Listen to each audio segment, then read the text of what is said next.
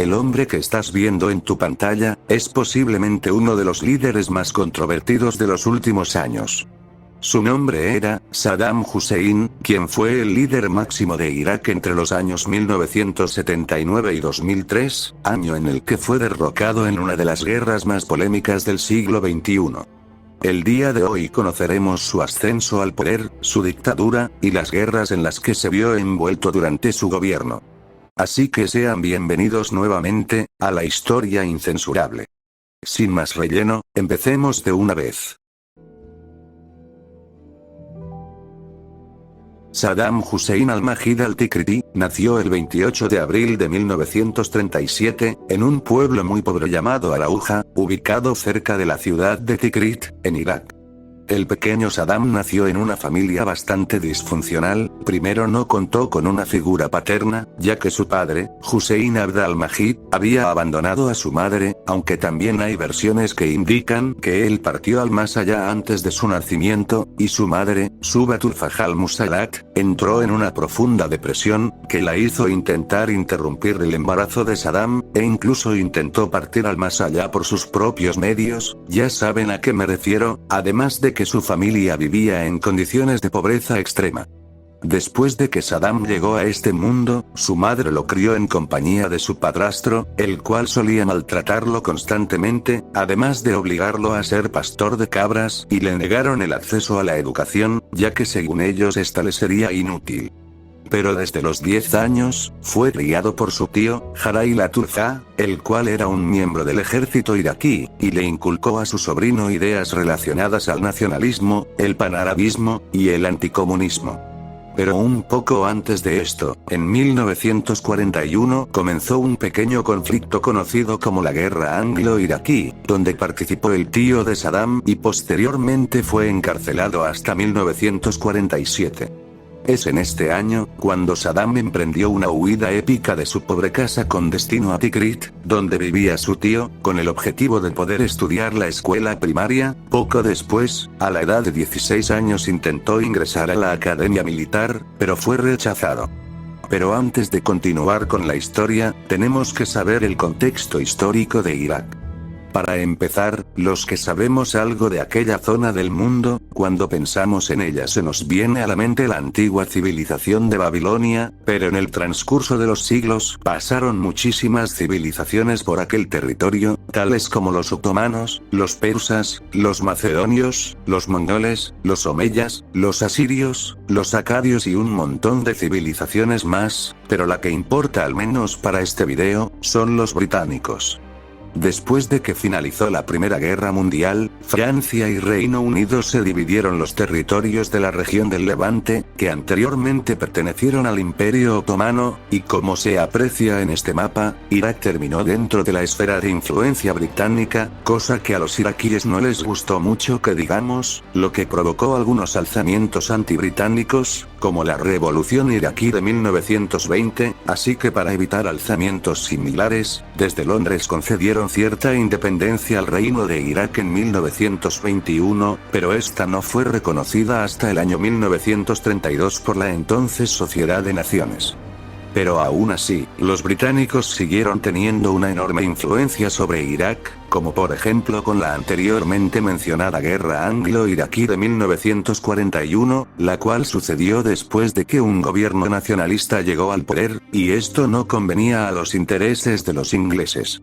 No fue hasta más o menos el año 1948 que Irak se liberó por completo del Reino Unido. Ahora hay que sumar que a partir de la década de los 50, comenzó a surgir otro movimiento político en aquella región, y estoy hablando del movimiento panarabista, que buscaba unificar a todos los pueblos árabes bajo un solo estado. Este movimiento comenzó a ser introducido en la mente de los iraquíes, lo que se mezclaba con un amplio sentimiento anti-británico y anti-occidental en general. El joven Saddam Hussein se vio maravillado por las ideas de este movimiento, por lo que en el año 1957 se afilió al Partido Baacista Árabe Socialista, mejor conocido simplemente como el Partido Baath o Partido Baacista, que como lo mencioné en el video sobre la dictadura de Siria, el Partido Baath tiene sus pilares en el panarabismo, el secularismo, y el socialismo árabe, el cual es un tipo de socialismo no marxista. En 1958, un conjunto de oficiales de las Fuerzas Armadas liderados por el oficial Abdul Qasim, tomaron el poder del país y acabaron con la monarquía existente, siguiendo una línea ideológica similar a la del baathismo, aunque con algunas diferencias. Estas diferencias no gustaban a ninguno de los dos bandos, en especial a los baathistas, quienes el 7 de octubre de 1959 efectuaron un intento de magnicidio contra Abdul Qasim, en el cual Saddam sería partícipe. Lo que hicieron fue hacer una emboscada al auto en el que viajaba el presidente iraquí, pero durante la emboscada, Saddam comenzó a disparar prematuramente, lo que hizo que toda la operación se fuera al traste. El resultado del ataque fue que el chofer de Qasim partió al más allá, y el propio Qasim únicamente recibió 2 impactos, uno en el brazo y otro en el hombro. Aún así los baathistas creyeron haber acabado con la existencia de Qasim y se retiraron rápidamente a su cuartel general, pero Qasim sobrevivió.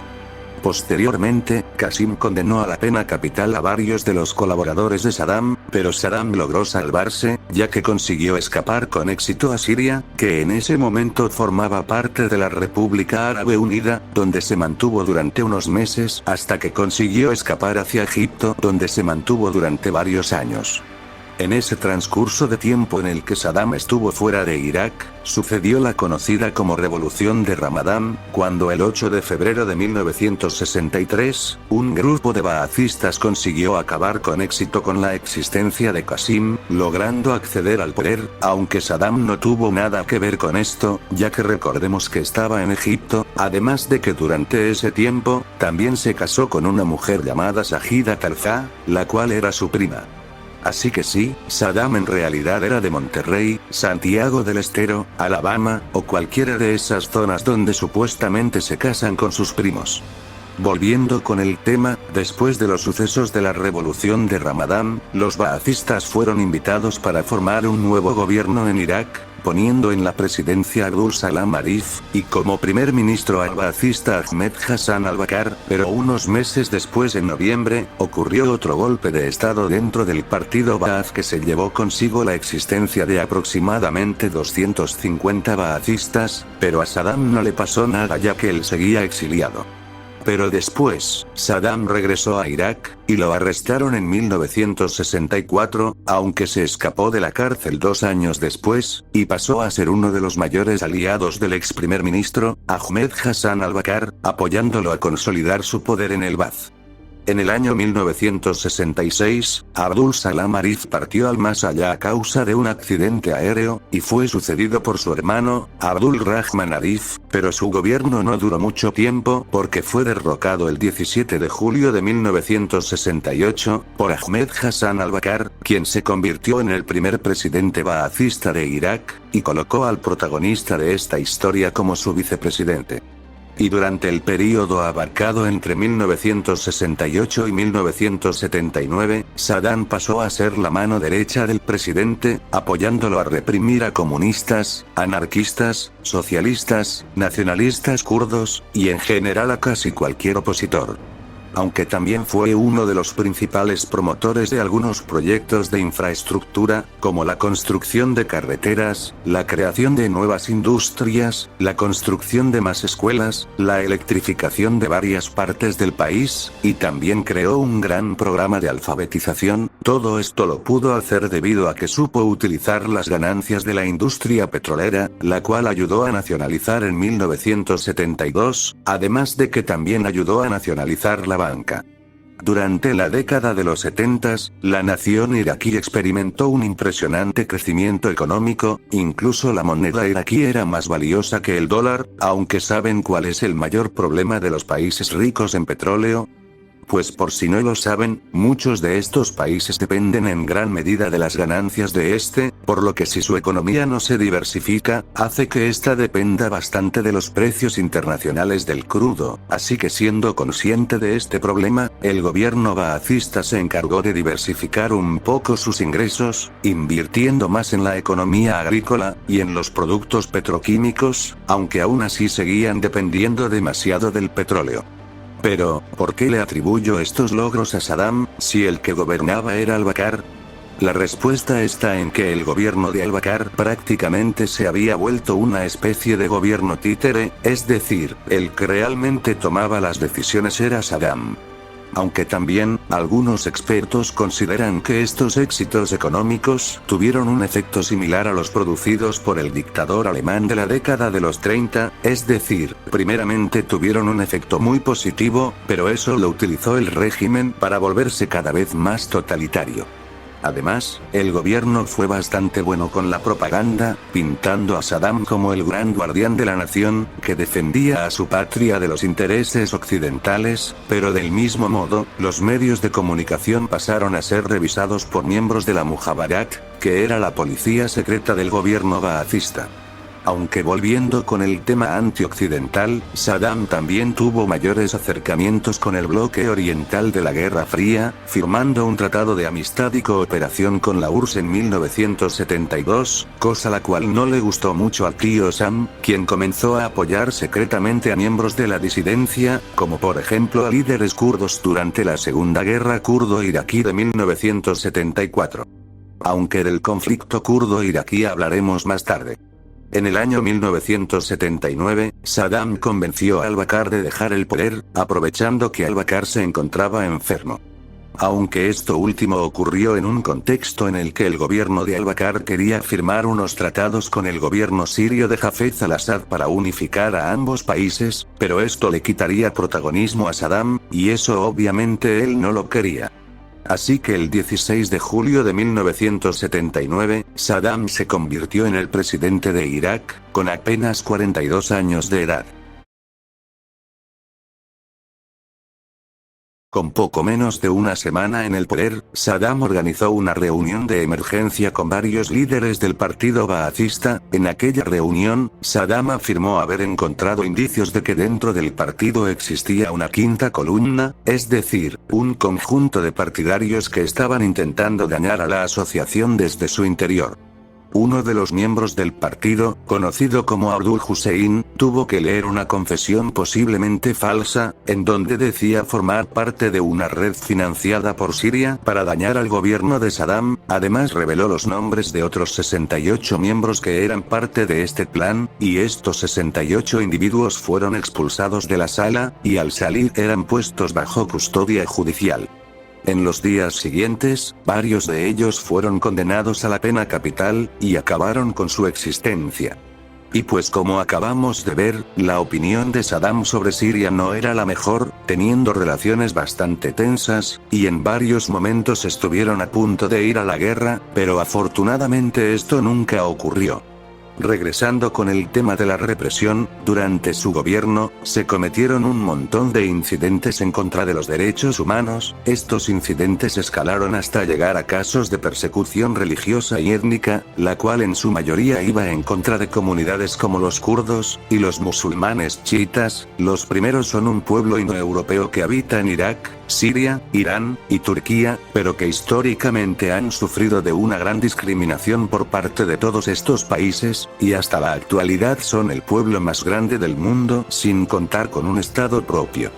Y por el otro lado tenemos a los musulmanes chiitas, que son un grupo musulmán, pero que a diferencia de la mayoría de musulmanes que son sunitas, estos siguen otra versión del Islam, pero de igual forma siguen siendo musulmanes, pero aún así ambos grupos se tienen un gran odio. Incluso existe una especie de pequeña guerra fría en el mundo musulmán, entre Arabia Saudita, que es la potencia sunita, e Irán, que es la potencia chiita, aunque en un ejemplo algo reduccionista, se puede decir que la rivalidad entre sunitas y chiitas es similar a la que existe entre protestantes y católicos, pero elevada a la 10ª potencia. Aunque lo raro aquí, es que los chiitas eran la mayoría de la población en Irak, pero Saddam era sunita, por lo que este comenzó a implementar algunas políticas que marginaron a la mayoría chiita, aunque esto no se compara para nada con lo que le hizo a los kurdos, ya que aquí sí se puede hablar de algo tan horrible como lo es un intento de genocidio. Durante los años 80, el ejército iraquí llevó a cabo la llamada campaña de Anfal, la cual se encargó de reprimir o mejor dicho acabar con las poblaciones kurdas del norte de Irak. Los militares iraquíes realizaron desvivisiones masivas, quema de aldeas, deportaciones masivas, bombardeos indiscriminados, e incluso ataques con armas químicas. En total, la campaña de Anfal dejó los siguientes registros.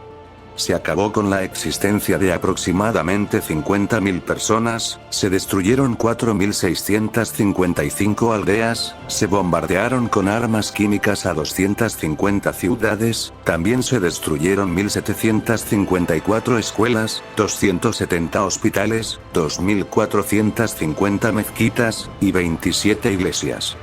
A su vez, la represión no fue solo para estas dos comunidades, sino que era para todo aquel que representara una oposición al régimen, siendo un verdadero régimen autoritario. Incluso se llegaron a registrar ataques contra disidentes en el extranjero por parte de los servicios secretos iraquíes, con ataques en países como Siria, Jordania, Líbano, Reino Unido, Francia, Austria, y demás países, así que no importaba dónde te escondieras, Saddam te encontraría. Y al mismo tiempo, Saddam creó un gran culto a su personalidad, construyendo cientos de estatuas suyas por todo el territorio de Irak. Incluso existía el siguiente dicho: en Irak hay 32 millones de personas, 16 millones son iraquíes reales, y el resto son estatuas de Saddam. También el rostro de Saddam se encontraba en todos los billetes del país, retratándolo como si de un héroe nacional se tratase. Otra cosa que caracterizó al gobierno de Saddam, fue el nepotismo y la corrupción, ya que solía colocar a miembros cercanos a él e incluso de su propia familia en altos puestos dentro del gobierno, lo cual es prácticamente la definición de nepotismo. Y en el caso de la corrupción, Saddam tenía una fortuna estimada entre los 2.000 a 5.000 millones de dólares, teniendo entre 80 a 100 palacios y villas repartidas por todo el territorio iraquí, siendo varios de estos altamente lujosos. También tenía un yate valorado en 25 millones de dólares, incluso contaba con armas chapadas en oro. Y bueno, me imagino que con su sueldo como presidente le alcanzaba para comprar todos esos palacios. Nótese mi sarcasmo. Ahora de regreso con el tema, ¿recuerdan las medidas económicas iniciales del régimen baazista? Pues Saddam se retractó de estas medidas, y a finales de la década de los 80 impuso políticas un poco más liberalizadoras, como la privatización y la desregulación parcial del mercado, pero estas medidas se fueron al traste después de la Guerra del Golfo, la cual dejó muy mal parada a la economía del país, ya que a Irak le comenzaron a llover sanciones por todos lados. Otra cosa que quiero destacar del gobierno de Saddam, son los derechos de las mujeres, que en muchos países de esa zona del mundo brillan por su ausencia. Saddam les otorgó el derecho al voto, fomentó su participación en la vida pública del país, y estableció medidas para garantizar una mayor igualdad entre ambos sexos, como por ejemplo concediéndoles un mayor acceso a las universidades del país, aunque el derecho al voto no servía para casi nada, ya que las elecciones eran prácticamente una simulación, habiendo un solo candidato en las boletas electorales. Y ya en los últimos años de su gobierno, entre los años 1993 y 2003, los baazistas iraquíes introdujeron la denominada como campaña de fe, la cual tenía como objetivo introducir más el Islam en la sociedad, en contraposición a la postura secularista original del partido. Durante la campaña de fe, se impusieron políticas de carácter islámico, como una mayor libertad a la proliferación de grupos islamistas suníes, se otorgaron más recursos a programas educativos islámicos, y se utilizaba más la ley sharia para establecer castigos legales, y también se incluyó el takbir en la bandera iraquí, que son estas palabras que salen en la bandera, que literalmente significan, Dios es el más grande. Y también incluyó otros cambios como el cierre de bares y centros nocturnos, se prohibió la venta de alcohol en sitios públicos, se incluyó el estudio del libro sagrado del Islam, el Corán, en la educación nacional, y lo más loco, es que existe el rumor, que en 1997, Saddam solicitó que se escribiera una copia del Corán con su propia sangre, usando aproximadamente 27 litros de ese líquido. Esto supuestamente lo pidió para su cumpleaños número 60. Pero bueno, es hora de hablar de todas las guerras en las que se vio envuelto el régimen sadamista durante este tiempo. Si el video te está gustando, no olvides suscribirte, darle like, y activar la campanita de notificaciones, para que no te pierdas ningún video nuevo. La primera de las tres guerras en las que se vio envuelto el Irak de Saddam Hussein, fue la guerra de Irak-Irán entre los años 1980 y 1988. Y como ninguna guerra inicia sin ningún motivo y siempre tiene que haber un factor principal, pues estos fueron los motivos por los que comenzó este conflicto. El primero de ellos era que Irak tenía disputas históricas sobre la zona de Juzestán, la cual es una zona del territorio iraní que está poblada mayoritariamente por árabes. El segundo motivo era que en el año 1979, ocurrió la denominada como Revolución Islámica en Irán, la cual derrocó al Shah Mohammad Reza Pahlavi, e impuso la creación de una república islámica liderada por el Ayatollah Khomeini, y Saddam tenía cierto miedo de que la revolución islámica se expandiera a su país, además de que Khomeini había hecho constantes críticas a Saddam por su trato a los musulmanes chiitas, ya que recordemos que la mayoría de iraníes son chiitas, y por ende la revolución islámica tuvo esta orientación religiosa, y también que Saddam no trataba muy bien a este tipo de musulmanes. El tercer y último factor, fue que en 1975, el Irak baacista y el Irán imperial, firmaron los acuerdos de Argel, en los que Irak se comprometía a abandonar sus reclamaciones sobre Juzestán, a cambio de que Irán dejara de apoyar a los rebeldes kurdos. Pero este acuerdo Saddam lo veía como una humillación. Así que el polvorín estalló finalmente el 22 de septiembre de 1980, iniciando una guerra que duraría casi una década. Saddam creía que obtendría una victoria rápida, porque según él, Irán se encontraba debilitado debido a la susodicha revolución, pero algo que él ignoró completamente, era que los iraníes en ese momento tenían una moral de niveles estratosféricos, por lo que ese espíritu de lucha los llevó a darle muchísima pelea a los iraquíes, incluso en varias ocasiones lograron entrar dentro del territorio de Irak. Pero después el conflicto se convirtió en una guerra de desgaste, con pocos avances significativos entre ambos países. Pero eso sí, durante el transcurso de la lucha armada se hicieron varios crímenes de guerra, como la ya mencionada campaña de Anfal por parte de las fuerzas sadamistas, y también hay que sumarle el hecho de que los iraquíes hicieron un uso constante de varias armas químicas, como el sarín, el gas tabún, y el gas mostaza, en contra de sus enemigos iraníes y kurdos. Y por parte de los iraníes, estos utilizaron a adolescentes e incluso niños en sus filas, y en algunos casos los utilizaron para encontrar campos minados, y bueno, creo que no es necesario describir qué pasaba cuando uno de estos encontraba una mina.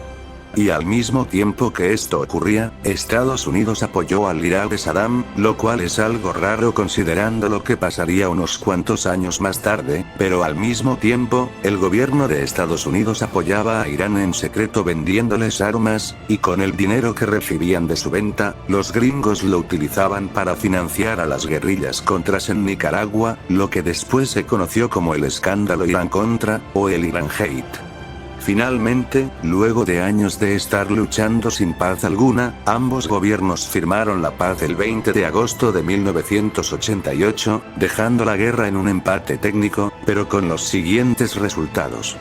Entre 500.000 a 1 millón de personas privadas de la existencia, 2 millones de heridos, más de 4 millones de desplazados, y también dejó la economía de ambos países en la completa y total ruina. Y en resumen, esta guerra solo sirvió para exactamente lo mismo que las instrucciones en las botellas de champú, o sea, para nada. No habían pasado ni siquiera 2 años desde que había finalizado la guerra Irán-Irak, y Saddam pensó que era una muy buena idea invadir el territorio del pequeño país de Kuwait. Si bien Irak tenía la economía hecha una basura, también tenía el cuarto ejército más poderoso del mundo en aquel tiempo, así que sí podían permitirse invadir un territorio tan pequeño como Kuwait. Pero la pregunta aquí es, ¿por qué? La respuesta está en que durante el conflicto anterior, Irak se había endeudado bastante con varios países árabes, entre ellos la pequeña nación kuwaití. Irak quería que este país le perdonara la deuda, con la excusa de que supuestamente estaba protegiendo a todo el mundo musulmán de los iraníes, pero Kuwait no lo hizo. Otro motivo era el factor económico, más específicamente el sector petrolero, ya que Saddam acusó a Kuwait de robar discretamente petróleo de Irak. El tercer motivo era que Saddam consideraba que Kuwait era una parte histórica del territorio iraquí, y que este había sido arrebatado por los británicos en 1920. Y el último factor, era que el líder iraquí creía que nadie se atrevería a meter las manos al fuego por una nación tan pequeña como Kuwait, pero sucedió todo lo contrario. Así que el día 2 de agosto del año 1990, el ejército baacista se movilizó hacia la frontera con Kuwait, y en poco menos de 48 horas el gobierno kuwaití cayó, su gobierno escapó a Arabia Saudita, e Irak se anexó oficialmente su territorio el 28 de agosto de 1990.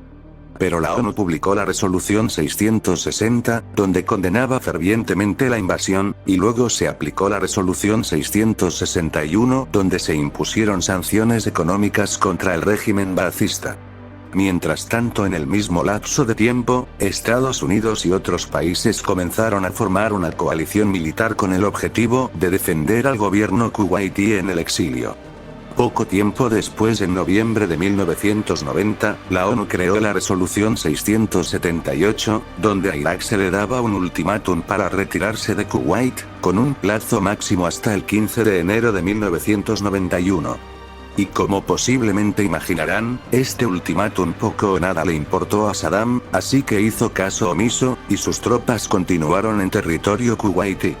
Pero el temido día 15 de enero llegó, y como Saddam no había movido ni una sola tropa, pues ahora sí le llegarían un montón de países en bolita a invadirlo, entre ellos los Estados Unidos, Egipto, Arabia Saudita, Francia, España, Siria, y todos estos países que ves en pantalla.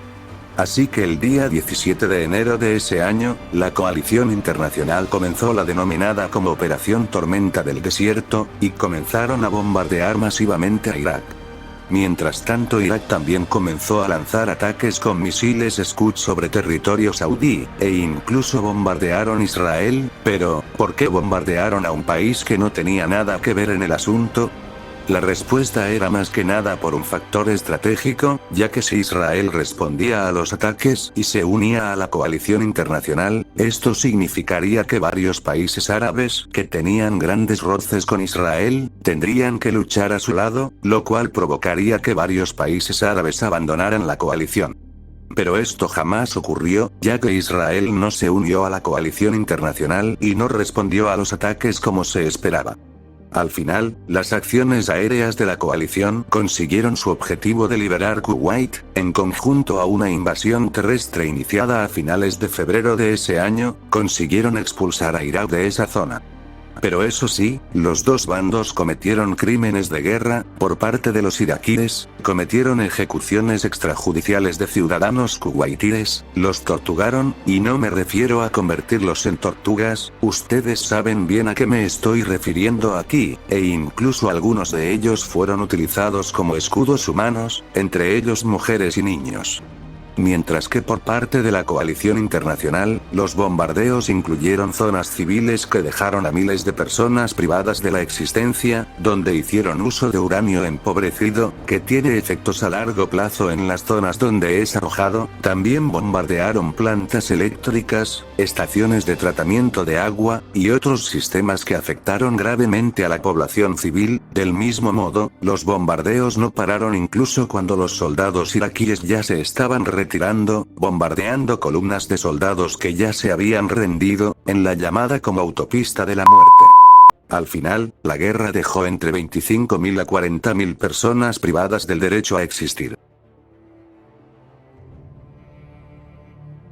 Esta parte comienza en cierto día de septiembre del año 2001, día en el que una organización conocida como Al-Qaeda, lanzó un par de aviones de papel a un par de gemelas apellidadas Torres, lo digo así porque ya saben cómo es YouTube con este tipo de temas. Total, que después de este acontecimiento, el gobierno de Estados Unidos liderado en ese entonces por George Bush Jr., comenzó la denominada guerra contra el terror. Pero, ¿cómo entra el Irak de Saddam Hussein en esta ecuación? Simple, el gobierno estadounidense acusó que el líder iraquí tenía vínculos con la susodicha organización de terror, además de que supuestamente tenía armas de destrucción masiva, pero ¿cuáles eran las fuentes del gobierno estadounidense para decir esto con tanta seguridad? Pues sus fuentes eran en su mayoría investigaciones de inteligencia incompleta, o que había sido mal interpretada, o incluso manipulada. Tales como que supuestamente Saddam daba asilo a miembros de la organización, o que estaba intentando enriquecer uranio para fabricar armas nucleares. Aunque esto último era una verdad a medias, ya que el régimen de Saddam sí intentó desarrollar armas nucleares en la década de los 70s y 80s, pero después de la Guerra del Golfo estos programas habían sido cancelados. También hay que agregar que la inteligencia británica jugó un gran papel en la etapa antes de la guerra, ya que ellos también tenían un gran interés en derrocar a Saddam. Aunque el verdadero motivo era el interés en cierto producto subterráneo que mueve la economía mundial, así es, estoy hablando del petróleo, el cual se encuentra por montones en el territorio iraquí. Durante los meses previos a la invasión, se formó una coalición de países que ayudarían con ella, la cual estuvo comprendida por tropas de los Estados Unidos, Reino Unido, Australia, y sorprendentemente Polonia, aunque después se le sumaron un montón de países más, que también ayudaron en mayor o menor medida, tales como España, Italia, Colombia, República Dominicana, Dinamarca, y otros países que me da flojera mencionar. Y ya con estos datos, podemos avanzar al día 17 de marzo de 2003, cuando el presidente estadounidense envió un ultimátum a la familia de Saddam, el cual mencionaba que en caso de no retirarse en 48 horas, las fuerzas de la coalición entrarían en su territorio. Y dicho y hecho, el 20 de marzo de 2003, comenzó oficialmente la invasión de Irak por parte de Estados Unidos. La guerra inició con bombardeos sobre puntos específicos del país, pero después pasaron a ser bombardeos masivos sobre la capital, Bagdad, que dejaron a miles de personas heridas, y miles ya habían perdido sus hogares. Luego de este cruel inicio, los soldados de la coalición comenzaron a entrar al territorio iraquí a través del territorio de Kuwait, como se muestra en este mapa, fueron avanzando poco a poco hasta que 20 días después del inicio del conflicto, el régimen de Saddam finalmente colapsó. Una de las imágenes que más se recuerdan de aquel día 9 de abril de 2003, fue la demolición de una estatua de Saddam ubicada en la plaza de Firdos, en Bagdad, siendo una imagen que dio la vuelta al mundo. Pero, aquí sucede algo raro, y es que el gobierno había caído, pero el líder no se había ido al exilio, ni tampoco fue capturado, ni mucho menos abandonó la existencia por cuenta propia. Aquí lo que sucedió es que Saddam se escondió de las fuerzas occidentales, sí, así como lo escuchas. Saddam había conseguido escapar de Bagdad, huyendo hacia su ciudad natal, Tikrit, y no se escondió en la casa de alguien, ni logró escapar a algún país vecino, ni mucho menos en alguno de sus palacios, pero ahora veremos en dónde se escondió. Durante los siguientes meses del año, los Estados Unidos implementaron medidas de espionaje para saber cuál era el paradero de Saddam, pero no lograban encontrar ningún rastro de él, es como si se lo hubiera tragado la tierra o se hubiera esfumado con el aire. Aunque la realidad es que Saddam se movía constantemente de ubicación, esto para evitar ser localizado, incluso en varias ocasiones los gringos pensaron que ya habían conseguido atraparlo, pero de alguna manera este siempre conseguía escapar. A los que sí consiguieron encontrar fueron a sus hijos, Uday y Qusay Hussein, en una casa ubicada en la ciudad de Mosul, donde fueron privados de la existencia el 22 de julio de 2003. Pero después de un montón de actividades de espionaje y varios interrogatorios, por fin se pudo saber la ubicación de Saddam. Él fue localizado en una granja al sur de Tikrit, y comenzó la denominada como Operación Amanecer Rojo, que tenía como objetivo capturarlo. En un principio no sabían en qué parte estaba, pero no fue hasta que un soldado estadounidense pateó lo que parecía ser una alfombra de rezo musulmana, y debajo de ella se encontraba la entrada a un agujero bastante oscuro y estrecho. Así que el resto de los militares se dispusieron a ver qué era lo que había dentro, encontrándose en aquel agujero a nada más y nada menos que a Saddam Hussein. Sí, el mismo tipo que antes vivía en lujosos palacios, ahora vivía en un hoyo debajo de la tierra, el mismo hombre que alguna vez gobernó y atormentó a una nación entera, ahora lucía como si fuera un vagabundo o alguien que vive en un campo de basura, el cual parecía no haberse bañado en meses. Así que los militares primero se encargaron de sacar a Saddam del agujero, posteriormente lo investigaron más a fondo, encontrando un pequeño ventilador, un respiradero, una pistola Glock de 9 milímetros, un rifle AK-47, y cerca de $750.000, así es, Saddam tenía $750.000 en efectivo, pero no tenía agua para bañarse, ni algo para cortarse todo ese greñero que tenía en la cara. Luego fue llevado a Bagdad, donde fue interrogado, y al año siguiente comenzó el que posiblemente es el juicio más mediático de la historia de Irak. En aquel juicio, Saddam fue encontrado culpable de varios cargos relacionados con crímenes en contra de la humanidad, por lo que se le aplicó la pena máxima disponible en Irak en aquel momento, la cual era la pena capital. Así que Saddam fue condenado a perecer en la horca el 30 de diciembre de 2006. Y así fue como finalizó la vida de uno de los hombres más temidos de la historia del Medio Oriente. Este fue el final de uno de los líderes más crueles que ha visto el mundo en las últimas 5 décadas. Aunque después de su derrocamiento, la guerra en Irak siguió hasta el año 2011, dejando a una nación cubierta de sangre por casi una década. Las víctimas totales de la guerra fueron de entre los 100.000 hasta incluso el millón de desvividos, así que si tomamos en cuenta esto, 1 millón de personas perdieron la existencia para supuestamente encontrar unas armas nucleares que nunca existieron. Y las víctimas totales del régimen de Saddam Hussein se estiman entre las 200.000 a 250.000 personas.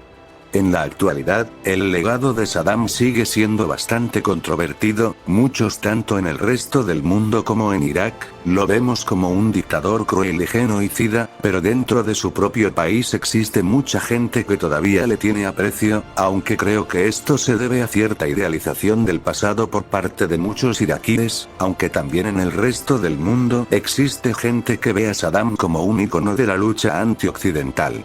Espero que el video haya sido de tu agrado, si fue así, no olvides suscribirte, darle like, y activar la campanita de notificaciones para que no te pierdas de ningún video nuevo. Y si lo deseas y tienes la posibilidad, puedes hacerte miembro del canal o dejarme un super gracias. Nos vemos en el siguiente video, hasta la próxima.